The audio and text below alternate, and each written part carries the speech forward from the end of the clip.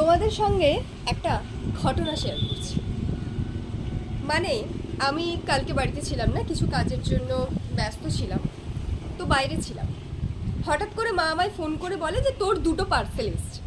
তো আমি জানি আমার একটা পার্সেল আসার কথা, সেটা ফ্লিপকার্ট থেকে, এবং সেটা আমার কাছে নোটিফিকেশান এসছে। আমি বললাম আমার একটাই আসার কথা, আরেকটা আসার কোনো কথা নেই।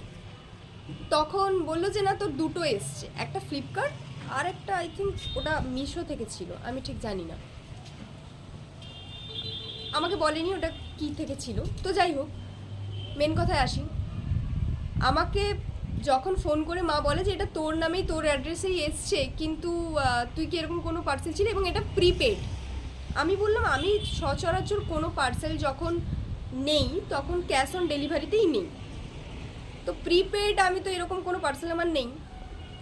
আমি মাকে তখন জিজ্ঞাসা করতে বললাম যে কোরিয়ার দিতে এসছে, যে তুমি একটু জিজ্ঞাসা করো যে ওটা মানে কি রয়েছে ওর মধ্যে। বললো ফ্রেম রয়েছে।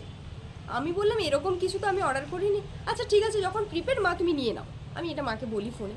আমি গিয়ে ওটা দেখছি। তো কাল এসে আমি ওটা এসে দেখলাম, এবং আমি তখন তোমাদের সঙ্গে ওটা ভিডিও করে উঠতে পারিনি, তো এখন ওটা শেয়ার করছি। আমি সঙ্গে সঙ্গে ওটা প্যাকেট খুলেও ফেলি এবং দেখলাম যে একটা ফ্রেম এবং তাতে দুজনের ছবি।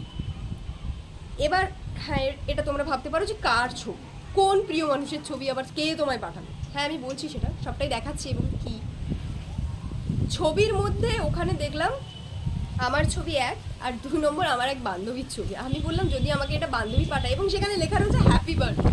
আমি বললাম বার্থডের যদি কোনো গিফট হয় তাহলে সেটা এত লেট হবে না, সেটা অনেক আগে দেওয়ার কথা। আর যদি ও পাঠিয়ে থাকে তাহলে অবশ্যই ও আমাকে জানাতো।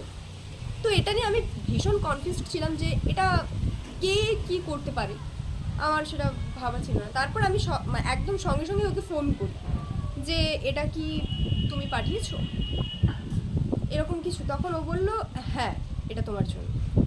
আমি বললাম তুমি আমায় জানাওনি কেন? যদি এটা আমি তোমায় আজকে ফোন করলাম, যদি আমি তোমায় না ফোন করে এটা যদি আমি ক্যান্সেল করে দিতাম, বলতাম যে না আমি নেবো না, তখন ও আমায় বললো যে তুমি তো ওটা ক্যান্সেল করতে পারতে না, কারণ ওটাতে আমার নাম্বার দেওয়া ছিল, মানে ওর নাম্বার দেওয়া ছিল, এবং ক্যান্সেল করতে গেলে তোমার ওটিপিটা ওরই লাগতো, আর তখন আমি ওকেই ফোন করতাম। আমি বললাম হ্যাঁ সেটা আবার ঠিক, সেটা বুঝতে পেরেছি, কিন্তু তাও তো তুমি আমাকে একবার জানাতে পারতে। বলছে না এটা তোমার জন্য সারপ্রাইজ ছিল, এবং একটা সাসপেন্সে তোমাকে আমি রাখতে চেয়েছিলাম। আমি বললাম ঠিক আছে, কোনো অসুবিধে নেই।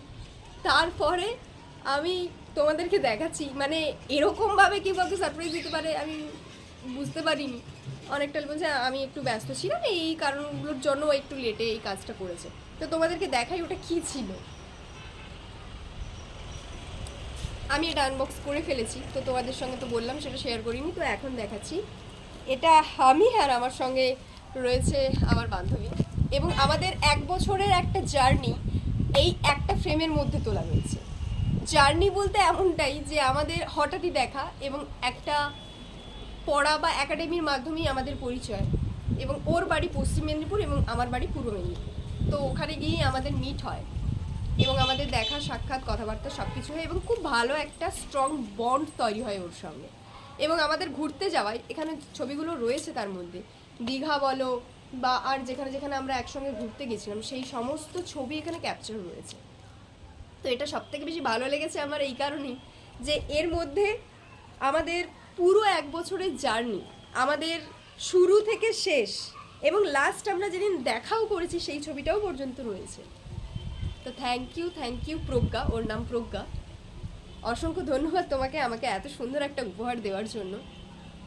তো যাই হোক, তোমার আগামী দিনগুলো যাতে ভালো যায় সেই কামনাই করি ভগবানের কাছে, এবং তার সঙ্গে একটা বড় ব্যাপার যেটা, যে তুমি তোমার স্বপ্নগুলোকে যেন ভালোভাবে পূরণ করতে পারো, এটা আমার বলা।